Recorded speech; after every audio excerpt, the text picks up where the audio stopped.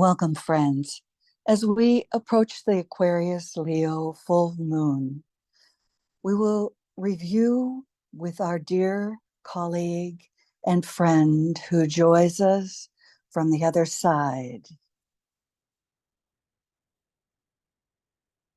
To understand and apply the concept of as above, so below, we have no better guide than Michael Robbins. In the prologue, the lead up to this particular guided meditation, he says, the energy to which we avail ourselves at this time will eventually come out in all of our interactions and relationships.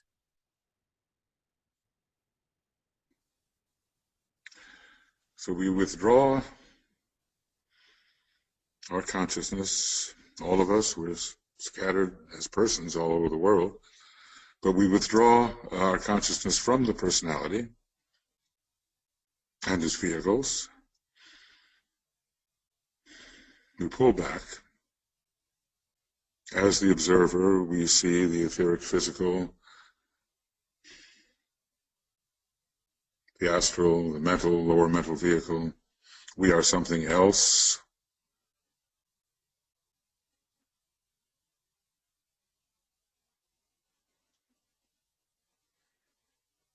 We are actually the, well, we're many things, but we are, at this phase, the soul in incarnation.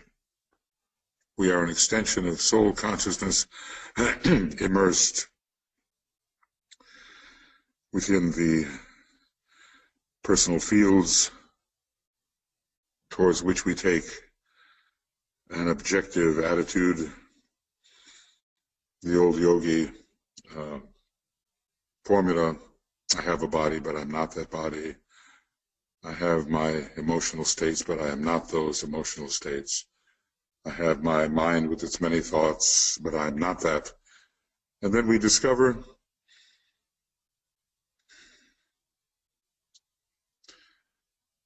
that we are the observer. The observer is the soul, but really, even more than that, the observer is the spirit endowed with consciousness. It all depends on the level of our observation. So we withdraw into, as it were, the soul field. And we imagine, at least, that we are all immersed in a field of spiritual light or knowledge, spiritual love, and spiritual sacrificial will. This is our field now.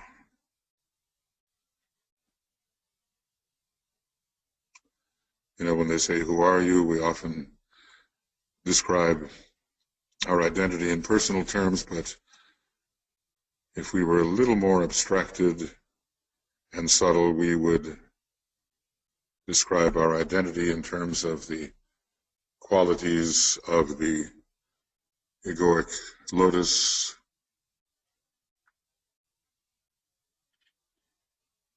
So we are as if within the unfolding flower of the egoic lotus, the causal body.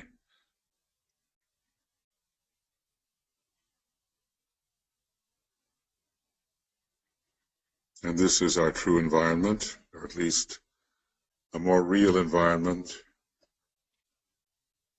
than the personal environment.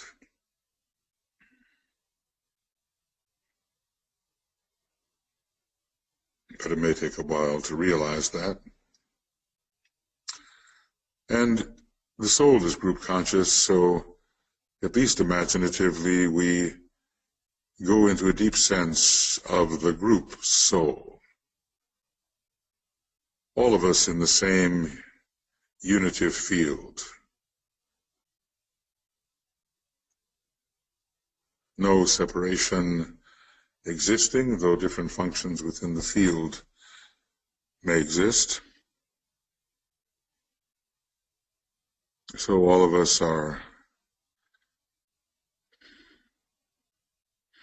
in the presence of each other.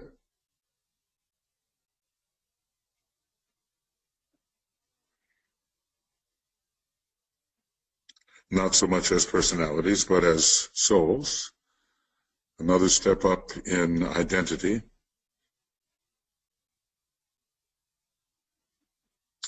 It would be a very big thing to realize with some consistency that we are the soul.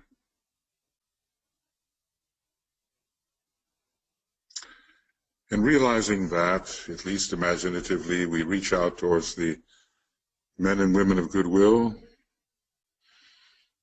and the members of the new group of world servers, you know, the points of brighter light within the many, many points of dimmer light, as we are told in the reappearance of the Christ meditation that we do weekly on Thursdays. We reach out to these points of brighter light. They are soul points within the field.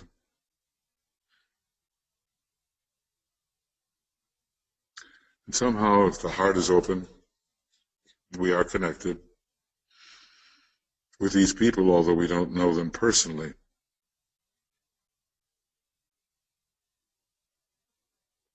We know so few of them personally, but still, we're all in the same soul field.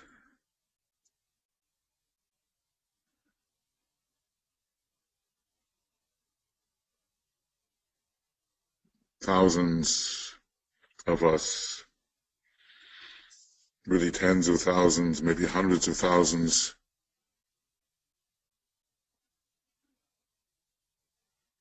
all together.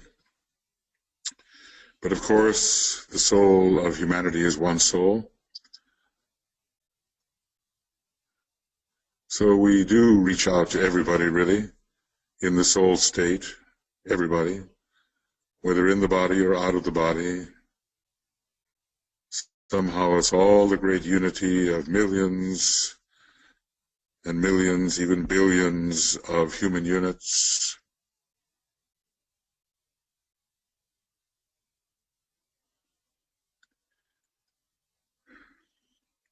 And through the pervasive energy of Aquarius, we just try to get a sense of this, no matter who you meet, no matter where you are, no matter whom you encounter.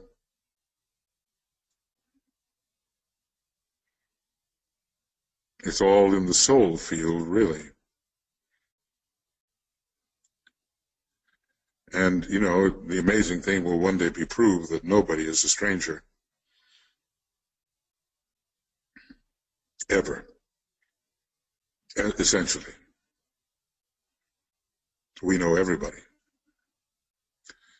Not only do we know everybody, we are everybody, but that's another matter.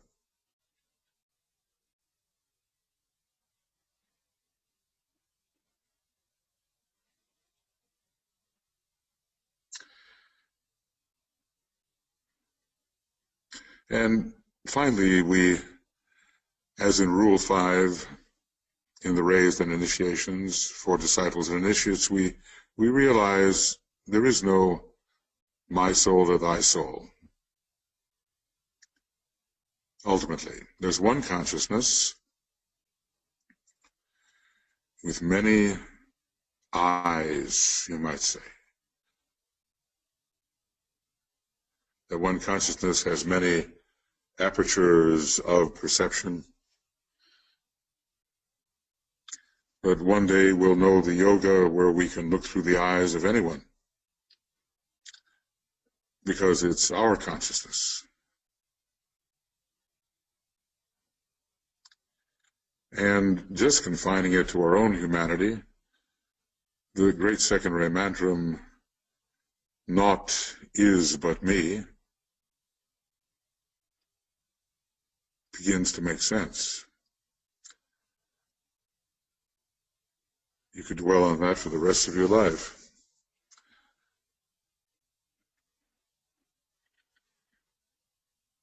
it would lead deeper and deeper towards identification. Naught is but me.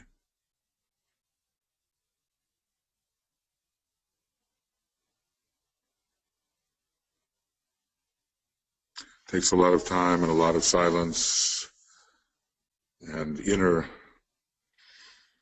re-perceiving to get to that point where those are not just words, but the reality of spiritual perception.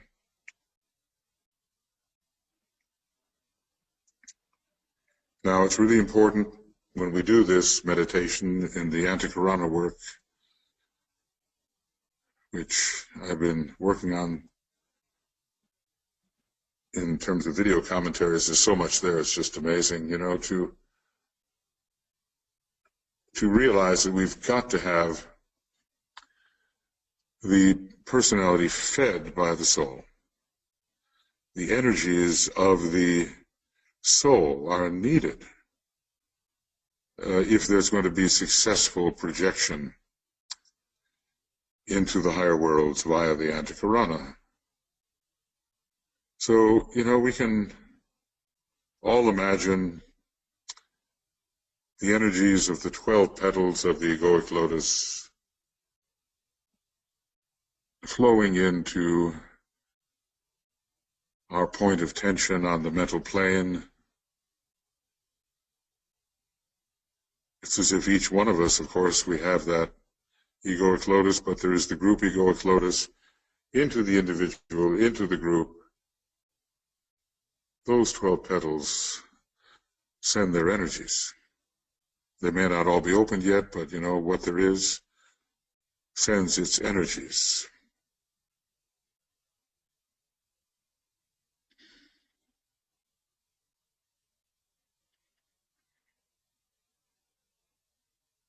And we absorb them.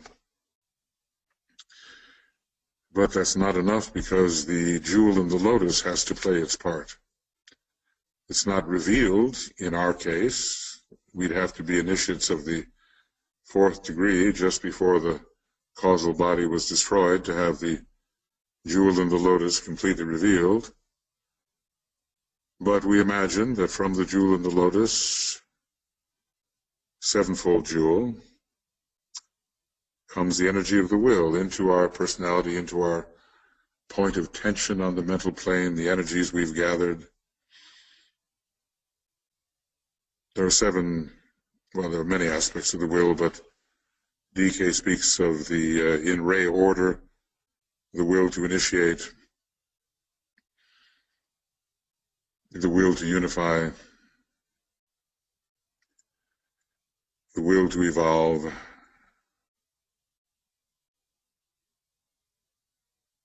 the will to harmonize,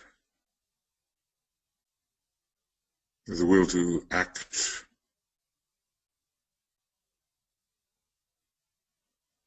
the will to cause,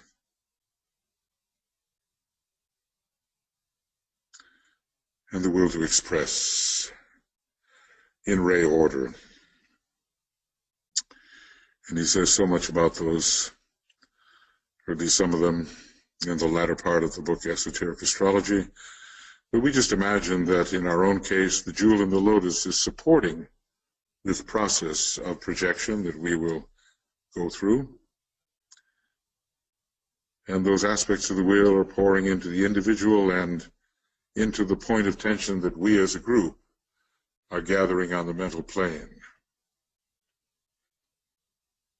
And that the ray of our soul is very much absorbed by us individually, but the great second ray, the indigo ray, is very much absorbed by the group point of tension.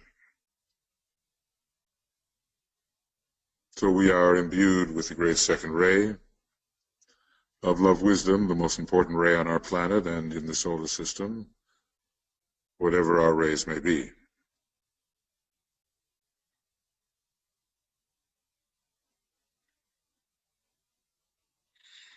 And then, you know, from the astral body comes the picture-making faculty. And one can imagine a sevenfold bridge of light rising from the astral body of everyone through the creative imagination, but of the group. It has all the colors of the rainbow. This bridge of light has all the colors. We let's imagine it rising through the point of tension on the mental plane that we have gathered, and rising across the gap. Now these are, you know, just educational images, heuristic images. They're not occult realities, but okay. We imagine our bridge, the bridge of all, rising to the mental permanent atom. 7 colors it is. And rising to the Buddhic permanent atom, as if that atom had somehow configured a Buddhic vehicle, which is not yet fully the case. The coordination is coming after the 3rd degree. And rising to the atmic vehicle as if it existed.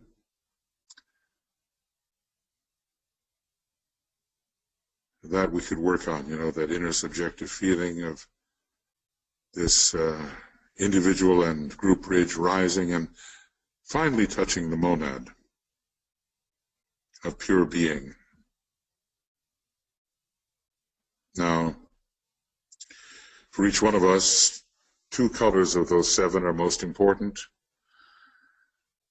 It would be the color of your soul ray and of your personality ray. In ray order, we can use red, indigo, green, yellow, orange, light blue or silvery rose for the 6th ray, violet. Let's imagine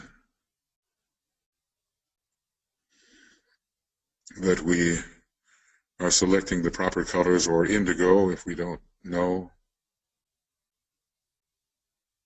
And from the mental unit, from that point of tension, we're going to project those 2 colors very vividly upward through the bridge. We're going to project them because there's going to be a multicolored rainbow bridge for the whole group. And we're going to say inwardly, I see the greatest light.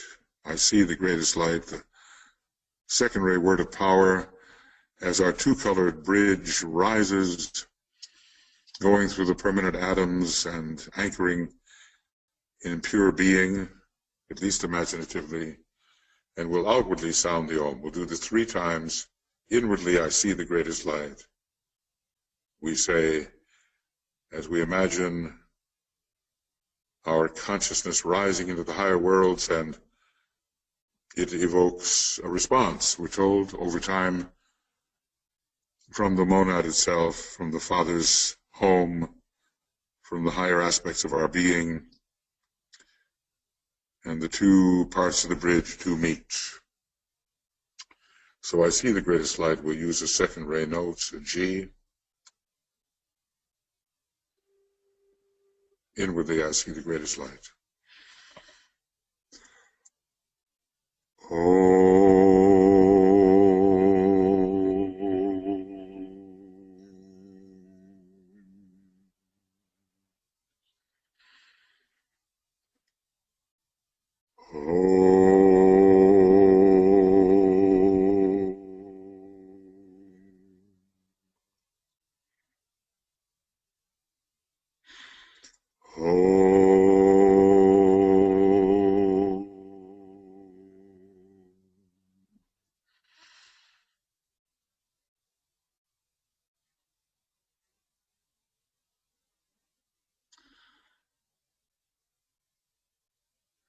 Now, it might be difficult enough even to reach the monastic permanent atom and wait for the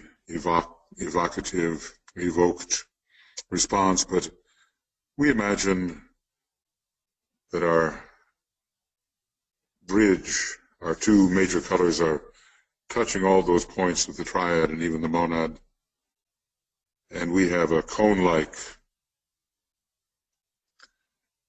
group, rainbow bridge, which will make it easier for us to receive the testimony of the triad and one day even the spirit itself.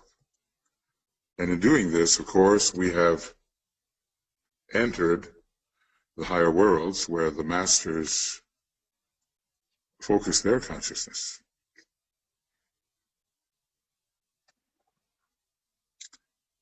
We can imagine that for a moment. Their consciousness is habitually there on the higher mental and the Buddhic planes and the Atmic plane.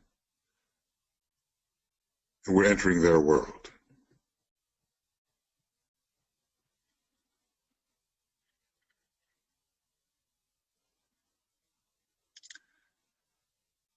And doing that,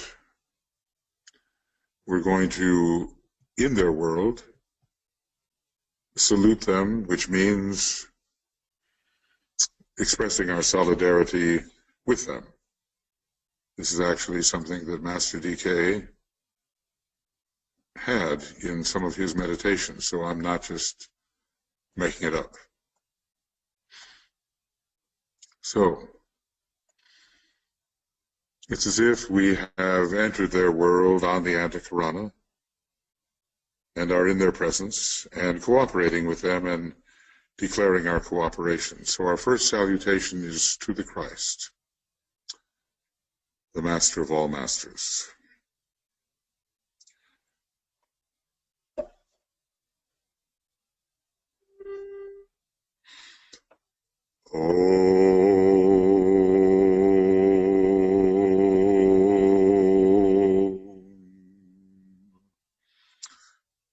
Salutations to the Christ, the Master of all Masters,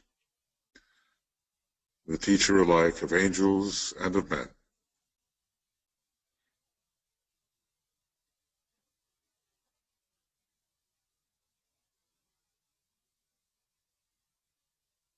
We are working with the Christ in his hierarchy, and we can begin to feel that that's good.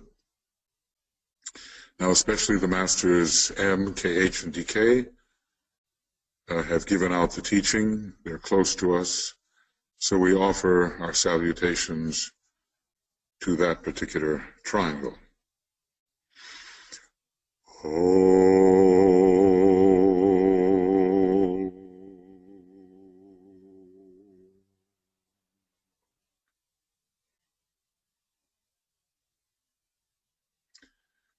And one at a time.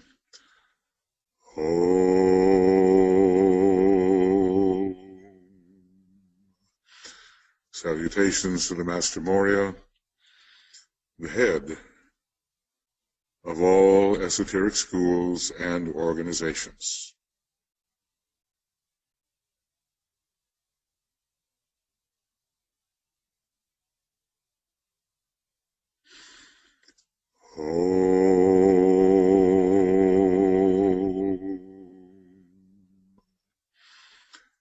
Salutations to the Master Kuthumi, whose ashram is most responsible for preparation for the reappearance of his brother, Lord Maitreya, the present Christ.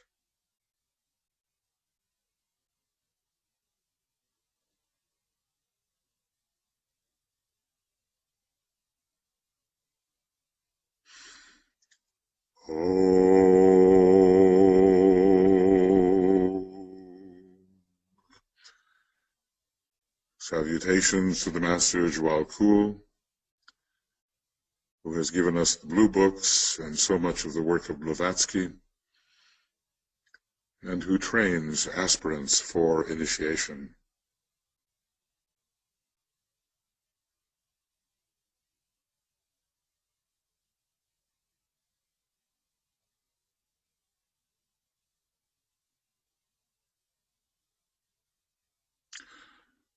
Om.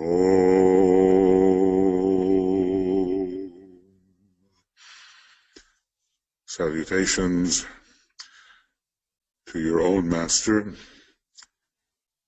as you know him to be or conceive him to be.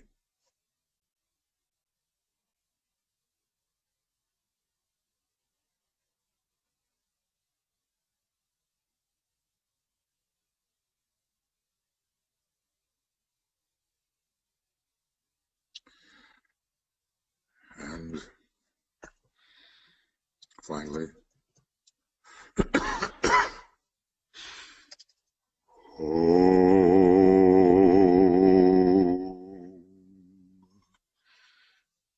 Salutations to the entire spiritual hierarchy of our planet.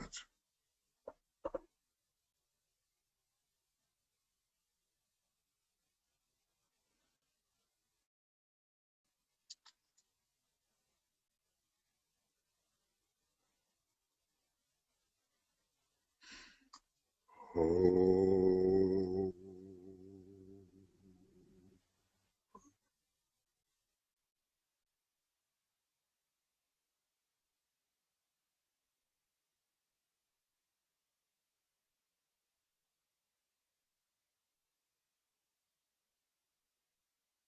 Now,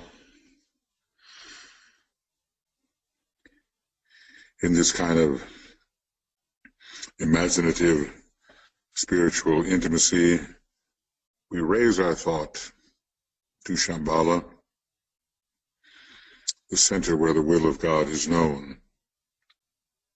This is not lightly done, as even masters per se cannot enter Shambhala except at certain points, unless they are on the first ray.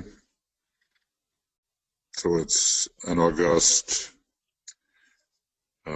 mighty center, but we can think in its direction. So, we lift our consciousness imaginatively with deepest reverence and in all humility, and keeping our group identification as a group soul. We attempt in whatever way we can to attune to the presence, the radiation, the influence, the energy of the Lord of the world, Sanat Kumara, standing at the center of Shambhala. We do this as a group.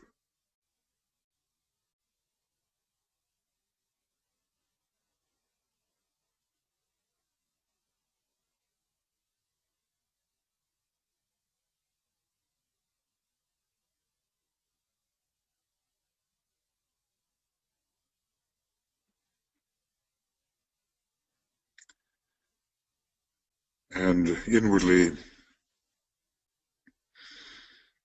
we sound a long, silent Om, outwardly silent, as we imagine that the group is imbued with some aspect of his energy, the energy of purpose, of will, the energy that stimulates the divine plan. Vast numbers of energies are there, but we'll just call it his energy, the long, inward, silent Om, as we imagine the group thus imbued.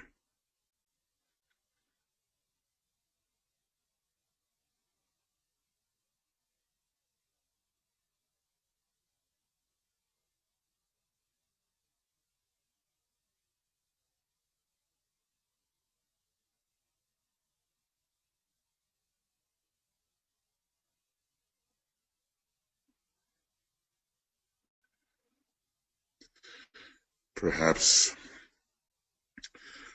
some aspect excuse me, some aspect of the divine purpose, even of the divine plan, can make an impact upon our individual and group consciousness. We do want to understand the will. We want to strengthen the spiritual will. First the sacrificial will, then the spiritual will, then the will ultimately of the great king of Shambhala. We're far from it, but we can begin to be stimulated by some aspect of it, and it will change our incarnated lives entirely.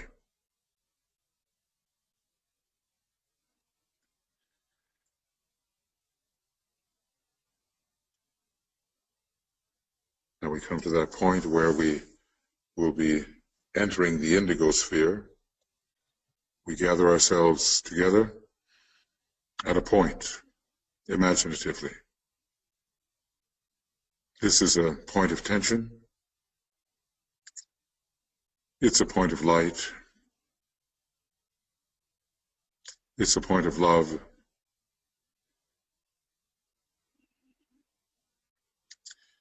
It's a point of will.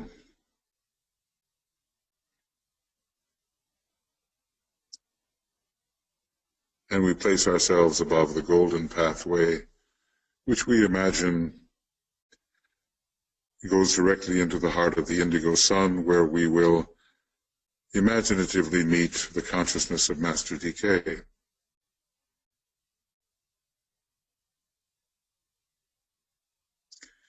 We do want to immerse ourselves in the soul of the planet and the soul of the solar system, and closer to home, the great second ray quality of hierarchy. So that golden pathway shortens and shortens and shortens as it retracts towards the indigo sun, and we proceed with it till we are as if absorbed into the indigo sun, where we seek to become an outpost, as a group at least, of the consciousness of Master DK, which is so astute in regard to the astrological, rheological, hierarchical energies,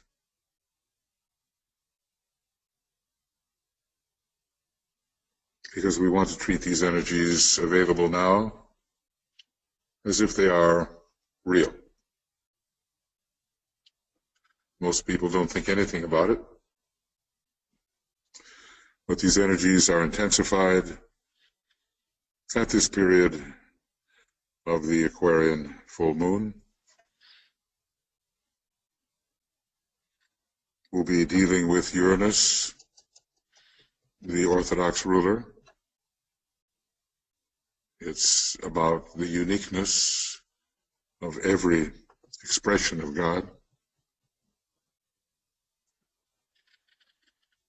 So we, under Uranus, will be reinventing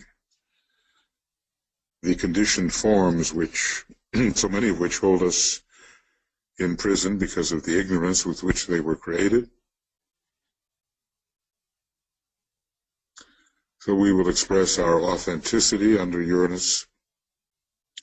We'll be visiting imaginatively Jupiter, the esoteric ruler, conveying the power to achieve spiritual growth and fulfillment through loving group cooperation. The individual is fulfilled within the group, and the group is fulfilled within its larger context, Jupiter is the carrier of one of those aspects of will called the will to fulfillment. It's connected with the sign Leo, and so is Jupiter, interestingly. And we'll be visiting or thinking about the energies behind the symbol of the moon, the undiscovered planet Vulcan, the highly sacred planet Neptune, second ray monad, and again Uranus, the final hierarchical ruler with its first ray monad. So this is all about the transfiguration of the personality and all aspects of it. Vulcan will be rendering the etheric physical body strong and fit and radiant. And Neptune suffusing the emotional body with the Buddhic principle of love. That's needed for the transfiguration. And Uranus transforming the mind as ordinarily used into occult mind. These changes will occur for all of us eventually as we move towards that change of state in which Aquarius is so often involved, and it's called the transfiguration. So let's first take these planets one by one, as if the energies of these planets are really present now in an intensified manner, available to the group now, not just abstractly, but really making changes in our individual and group energy system. So first, it's Uranus. It's a kind of a turquoise planet outwardly, and inwardly, with its first ray monad, it's the home of electric fire, so powerfully involved in all demonstrations of electricity, especially the first aspect. So this energy is here for all of us. It's the great alchemist, that's in its seventh ray guise, seventh ray soul, first ray monad. We focus on the alchemical power of Uranus to transmute, transform, transfigure, and translate, leading to the reordering of the lower worlds according to the pattern in the heavens. The archetypal pattern, Uranus is the heavenly one, we're told. Transform, or transmute, that's physical. Transform, applied to the emotional vehicle. Excuse me. Transfigure to the mental vehicle. Translate, taking it all into the cosmic ethers. Maybe there's another verb, maybe transubstantiate, taking it into the nirvanic realm.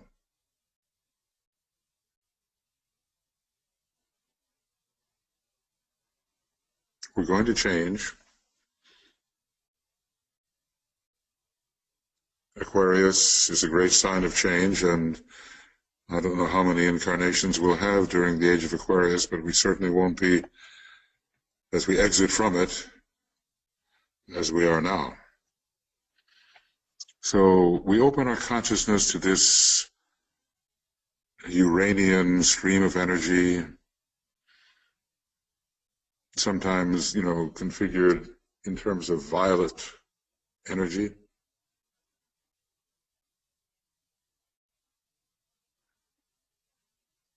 we allow that Uranian stream to enter.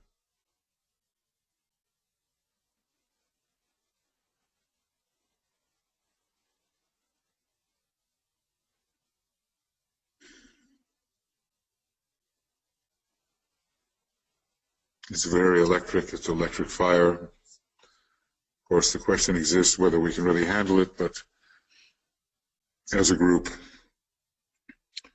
we can at least conceive it and experience something of its presence,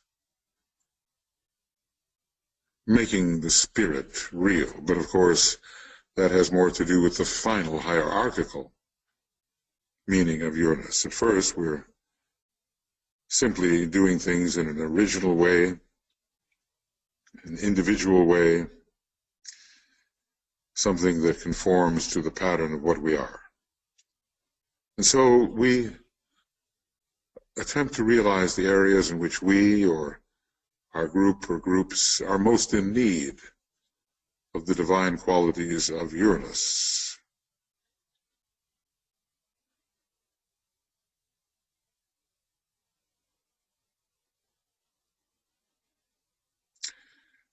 Certainly each one needs to bring his or her original gift, pattern,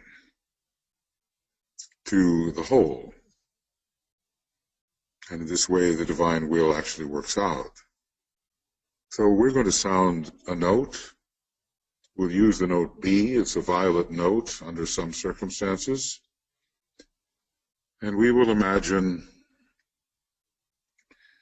the flow of Uranian energy, transforming energy,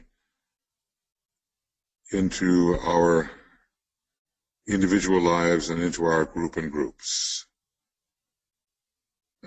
Bestowing, endowing with a quality of changing the pattern of things so that pattern becomes more archetypal.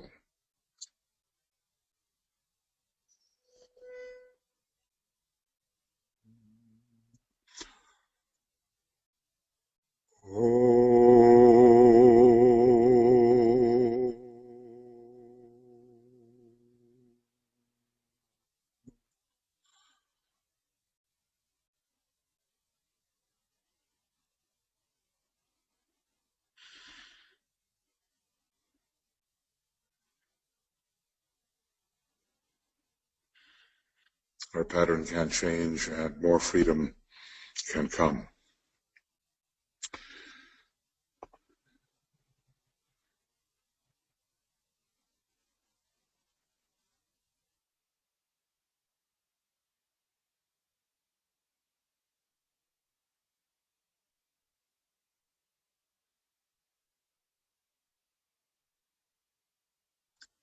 And then we ponder on the esoteric ruler, great Jupiter, planet most like our solar god.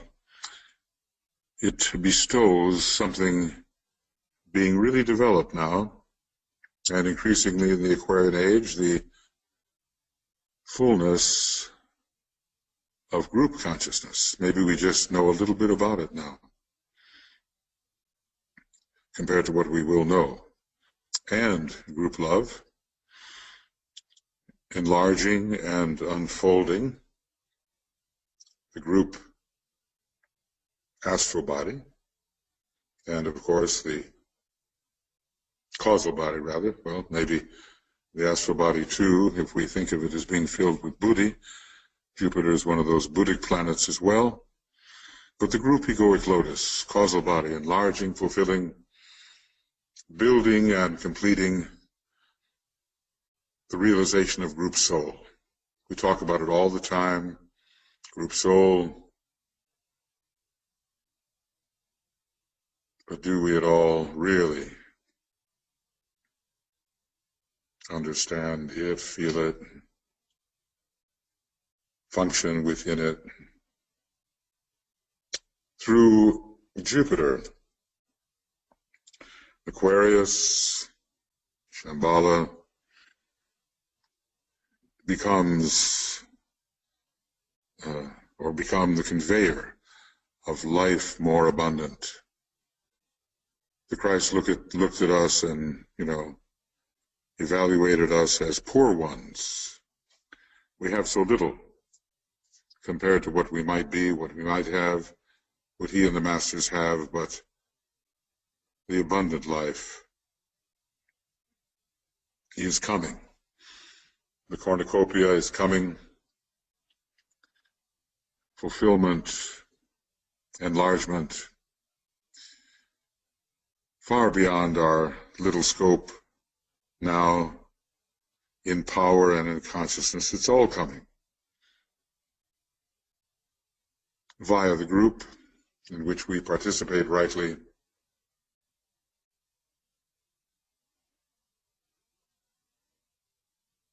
It's on its way.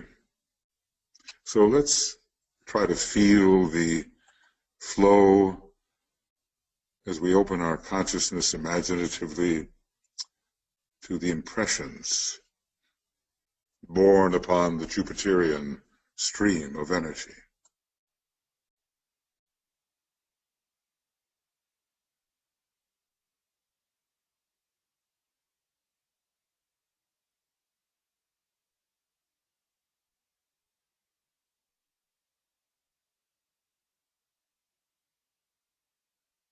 It is the energy of abundant life flowing into us, enlarging our horizons and compensating for the state of limitation in which we so often find ourselves.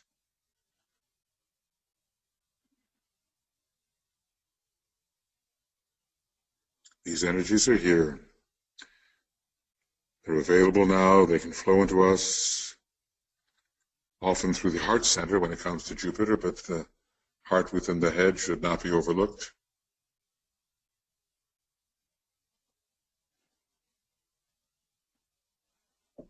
And we try to realize the areas in which ourselves individually and our group and groups, how could they benefit from this Jupiterian energy?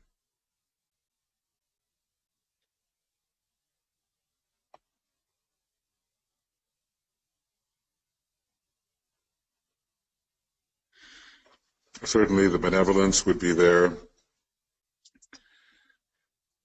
Generosity would be there. Largesse, spiritual largesse would be there.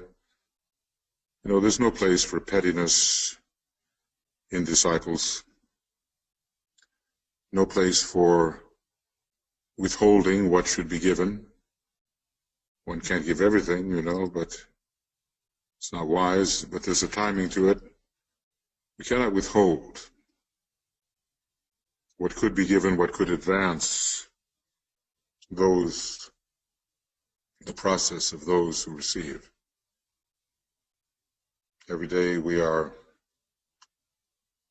confronted with the possibility of giving.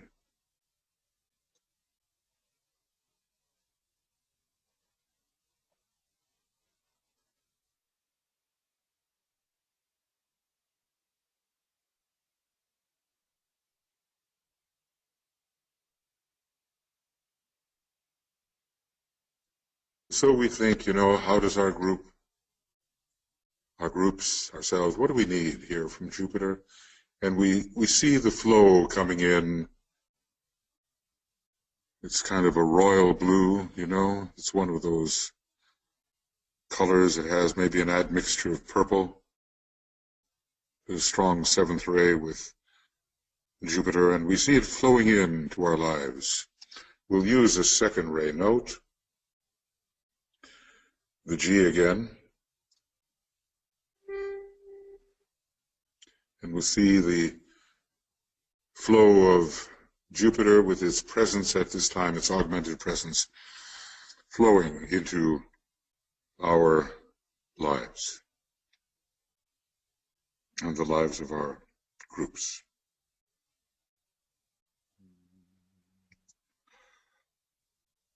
Oh.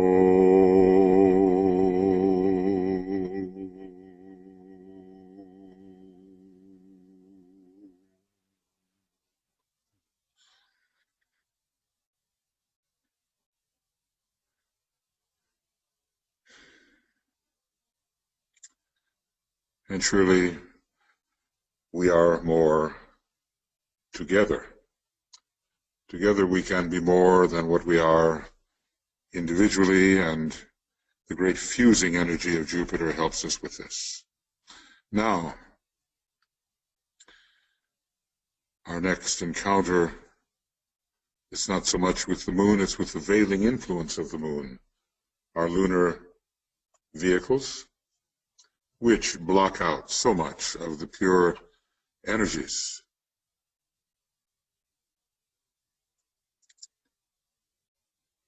But from hidden Vulcan,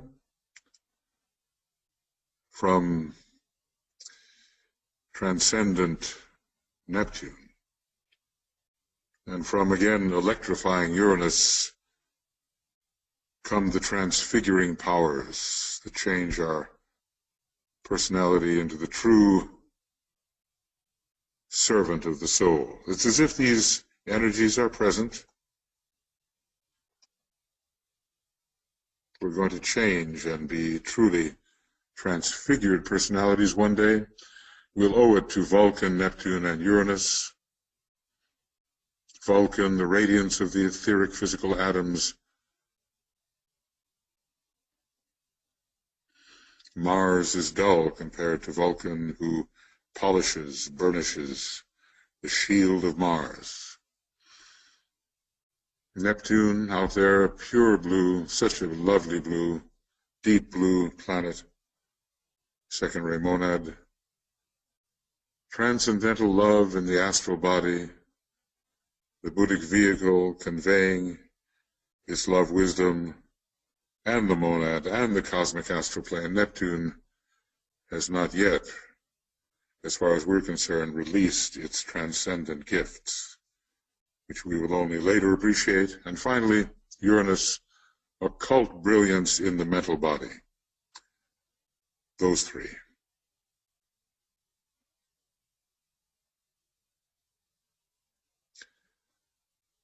So let's imagine this triple stream of Vulcanian, Neptunian, Uranian energy.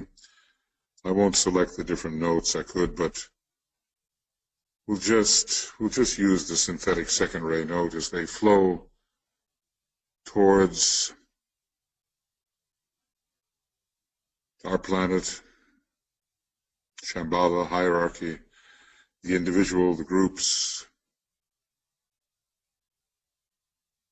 and all together in our personality we are spiritualized by this triple flow of Vulcan, Neptune, Uranus.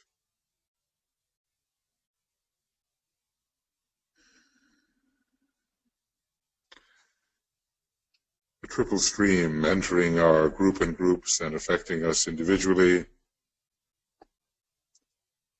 transfiguring eventually not only the individual personality, but the group personality and the personality of nations and all of humanity eventually.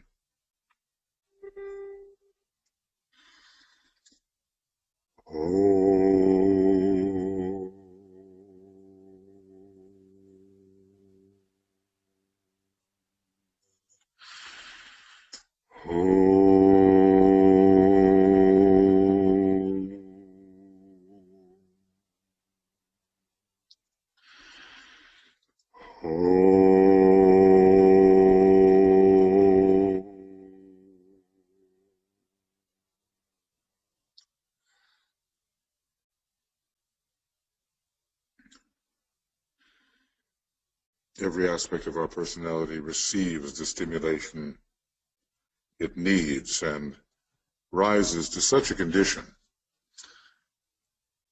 that the soul really can express through it. See that moon, that veiled moon, that hierarchical moon, it represents the transfiguration of every part of the personality.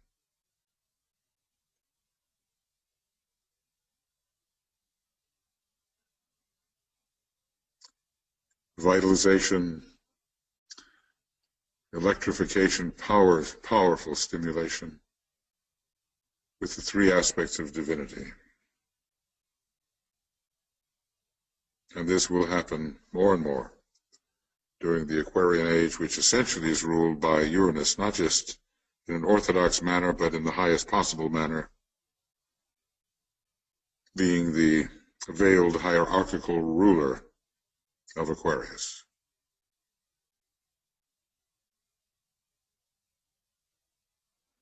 So there are the planets whose energy is present. And during these days and on the way to the full moon and afterwards, we have to treat the energies as if they are present. Do you feel Uranus? Do you feel Jupiter? Do you feel Vulcan, Neptune?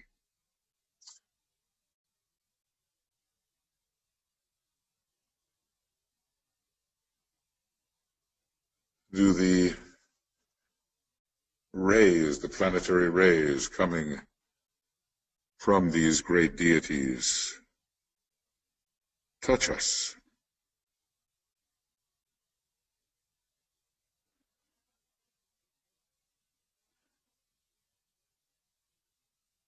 And we must act as if they do, and maybe if we act as if in the right way, we will feel the impact and really benefit from this full moon period.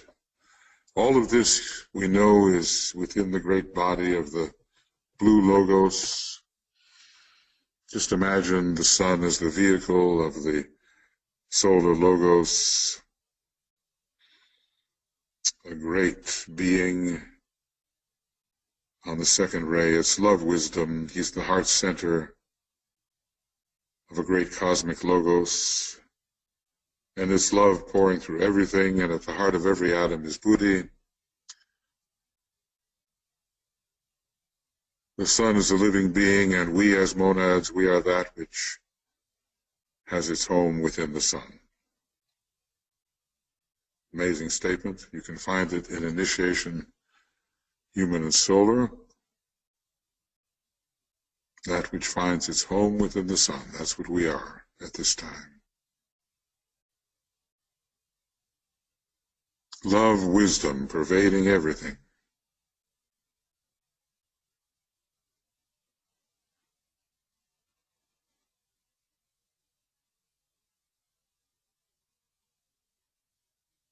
And whatever our rays may be,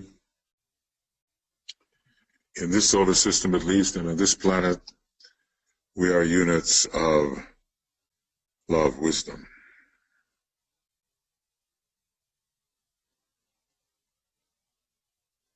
If we could just get that, express that, we would have accomplished so much.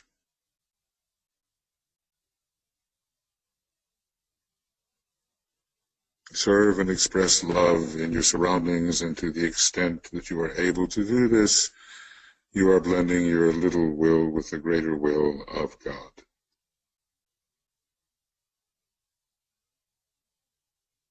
And then the constellation itself, it's a large constellation, and it's rather faint in some ways, but there is the Lord of the constellation Aquarius. And it brings forth a kind of light, a peculiar quality of light with a beautiful name, the light that shines on earth across the sea. Maybe it's coming from above, and the sea, the Buddhic sea, the astral sea, the cosmic astral sea. And the earth can be the entire cosmic physical plane, but, closer to home, it's everything in the dense physical body of our planetary logos and our solar logos. This is the light, says the Tibetan, which ever shines within the dark, and cleansing with its healing rays that which must be purified until the dark has gone. How beautiful those thoughts, the cleansing, healing aspect of Aquarius. The light shines on earth across the sea. And obviously we have to do a lot to purify our astral bodies if our etheric physical body is to be reached with purifying energy. So let us open ourselves to the feel of the energy quality of Aquarius, as if it's touching us. And we attempt to realize it has a profound relationship to the fifth ray of mind as a constellation. All these different rays are coming in via the planetary rulers.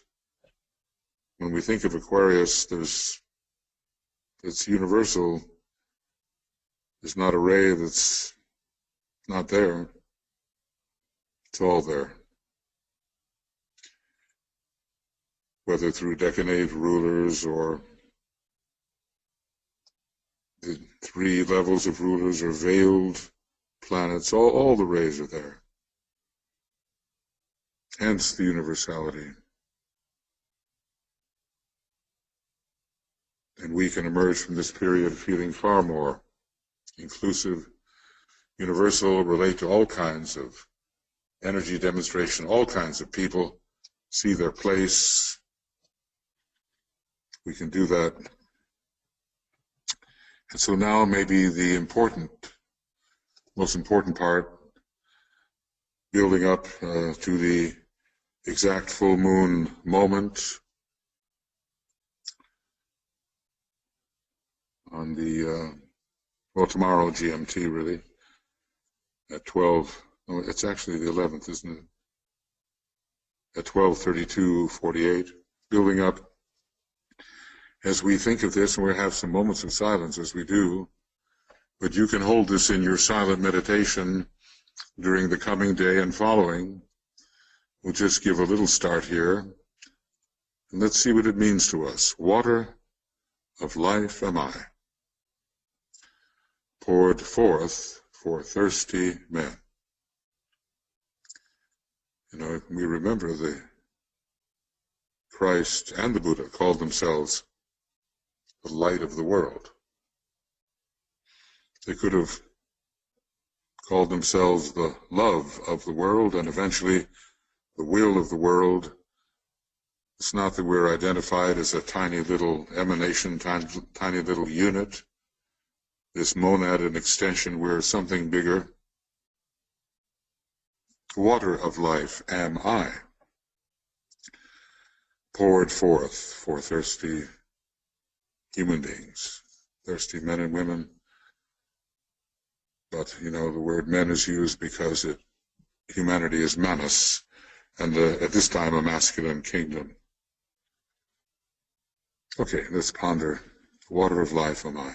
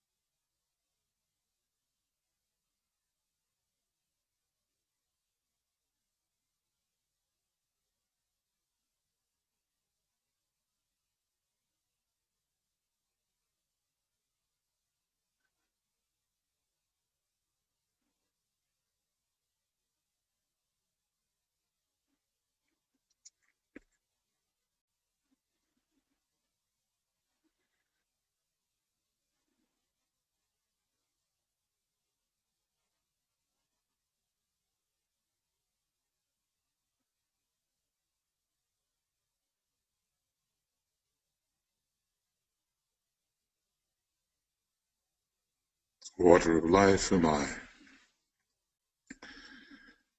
poured forth for thirsty men.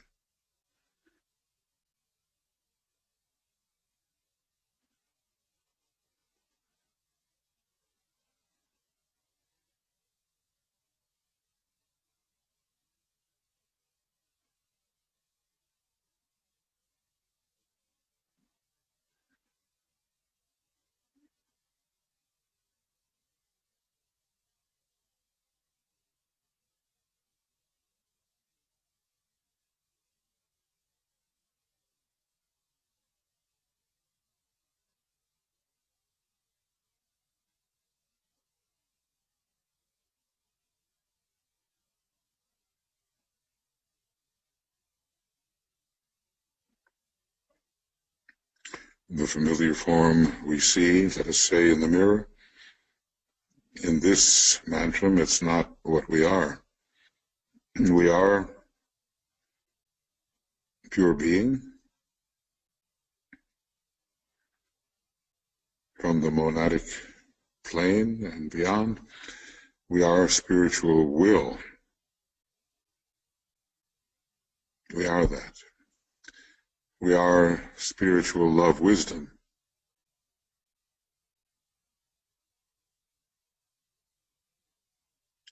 We are the light of the world, spiritual light. We are all those expansive things. And through this consolidated instrument we have, our identity as these larger fields can pour forth.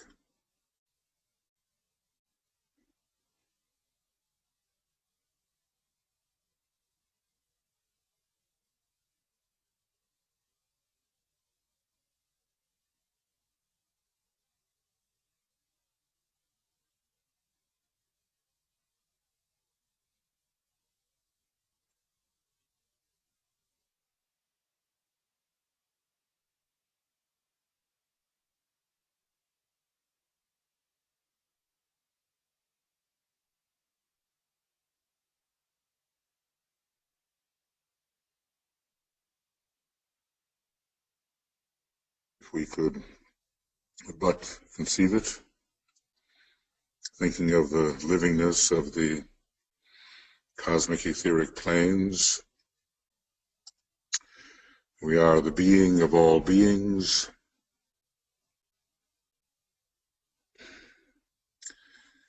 We are the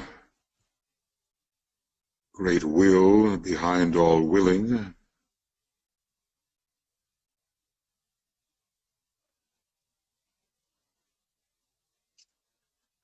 We are the great love behind all loving.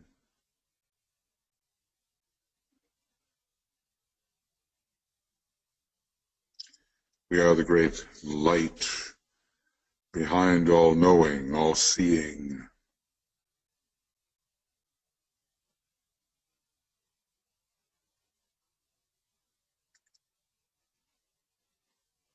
Can we transfigure our mind in such a way that we can identify in that way?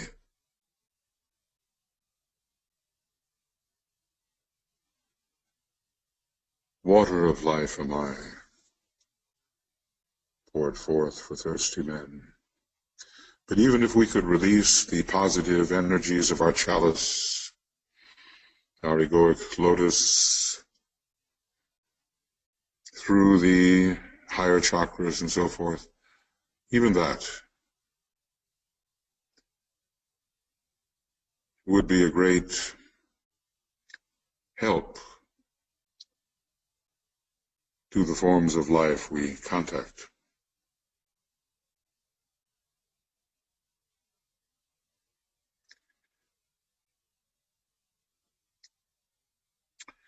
Humanity is thirsty for realization, for participation in the wider life, and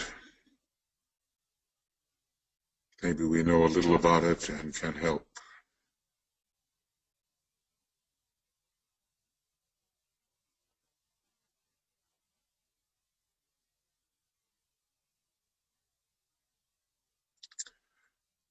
Water of life am I, poured forth for thirsty men. Well, one could ponder for hours there, you know, and maybe some of us will take this into the heart and mind and really work with it and release such energies as we do have to make better the circumstances around us. Maybe we'll do that over the next days, and especially as we move towards the actual moment of the full moon. And of course, distribution is very important, of course. It's a great stream of energy. You know, it comes from the one about whom naught may be said, but there are many of those. But we have a local supercosmic logos. And through the zodiac, which is the heart and the head center of that great supercosmic logos, Aquarius, the constellation, plays its role.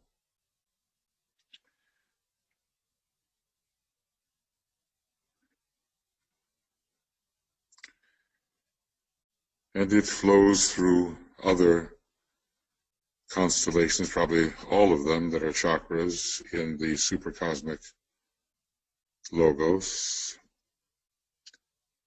But eventually it reaches our own cosmic logos, in which our sun is a heart center. These 7 solar systems, of which ours is one, and from the sun through Uranus, Jupiter, Vulcan, Neptune, and again Uranus,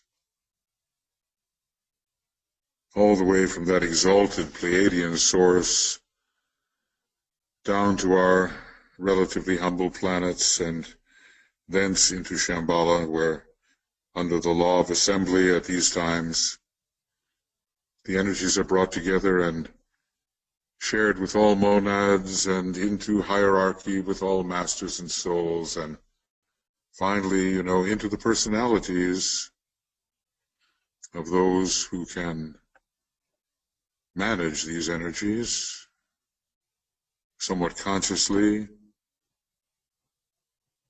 So, you know, the heart and the head center in our own etheric system is going to be stimulated. That radiant chalice, you know, it's very Aquarian, with all the colors of the rainbow. We're going to receive that.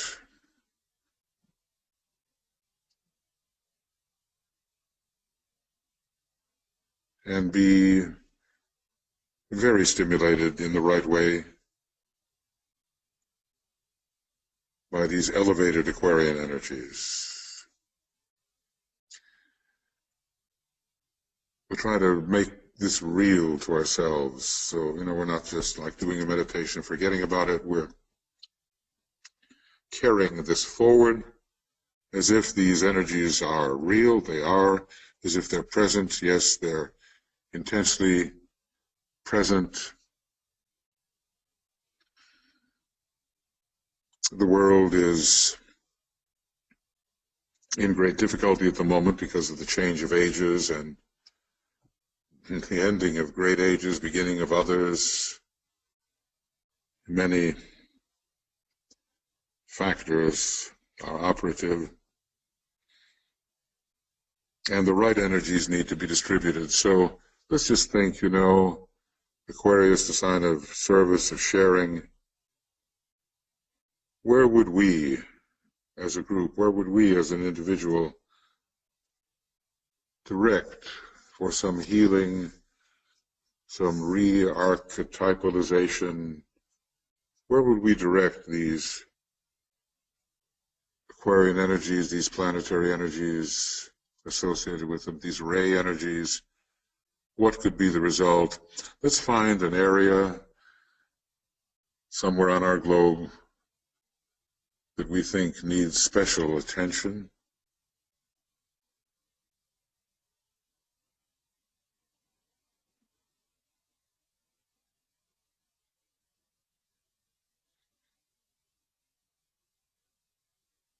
And having located that, let's send imaginatively the Aquarian and associated energies into that area of difficulty.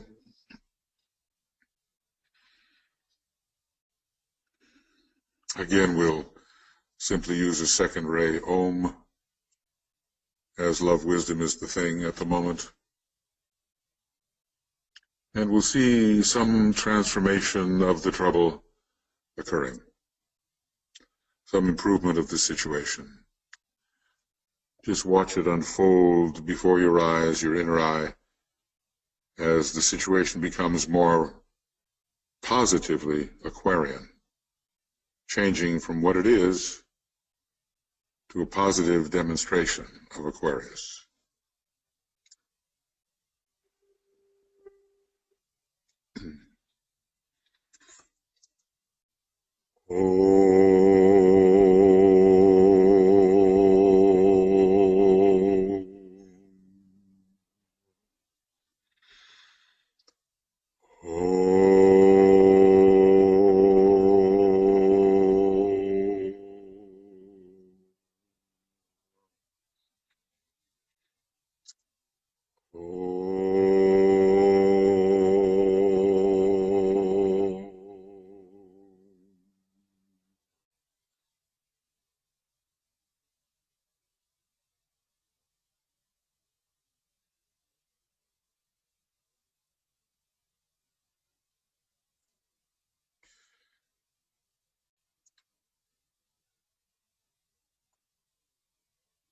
We're going to close this meditation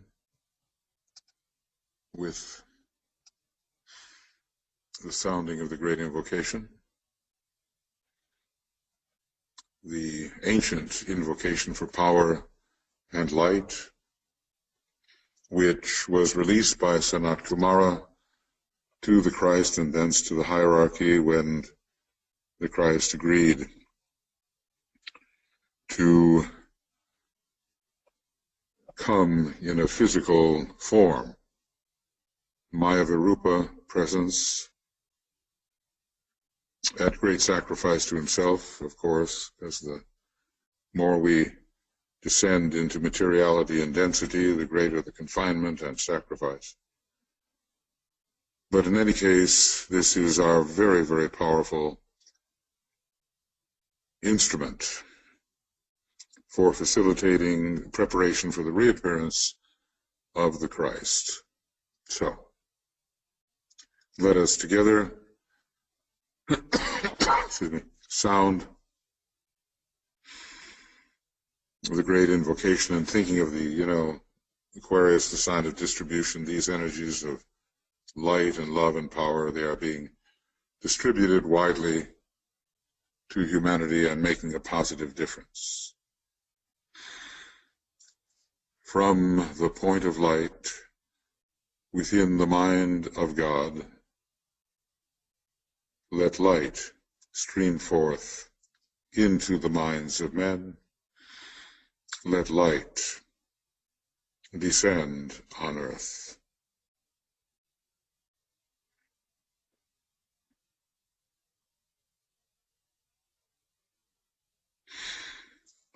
From the point of love within the heart of God, let love stream forth into the hearts of men. May Christ return to earth.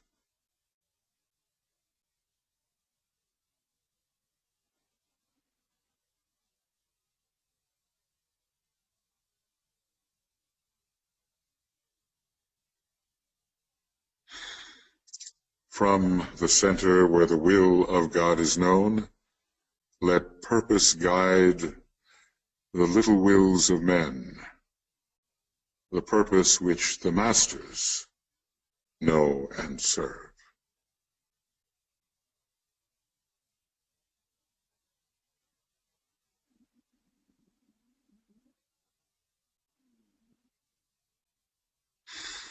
From the center which we call the race of men, let the plan of love and light work out, and may it seal the door where evil dwells.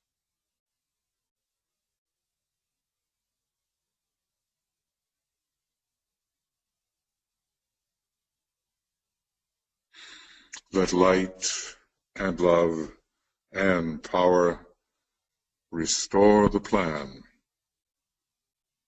on earth. Oh.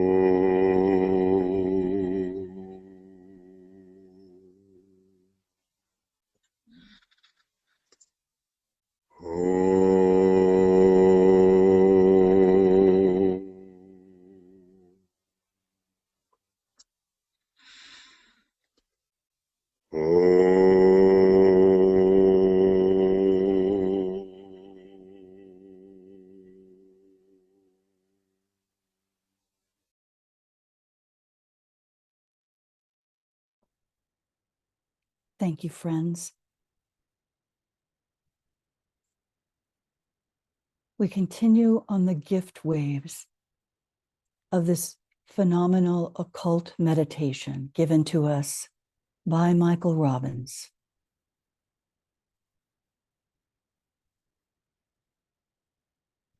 This was the inspiration for our opening to the energies process. And we continued together, advancing as a discipleship group, sharing this during the full moon period of Aquarius. We will have the connecting piece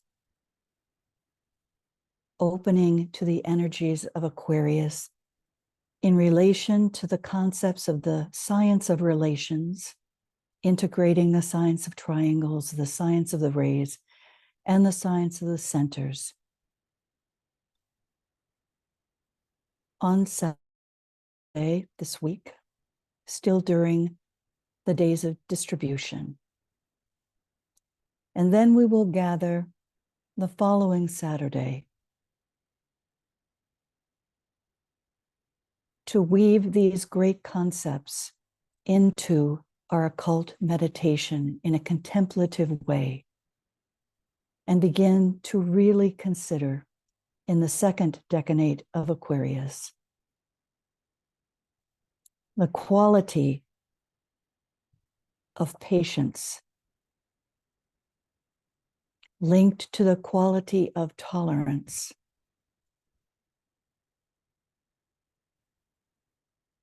with our service.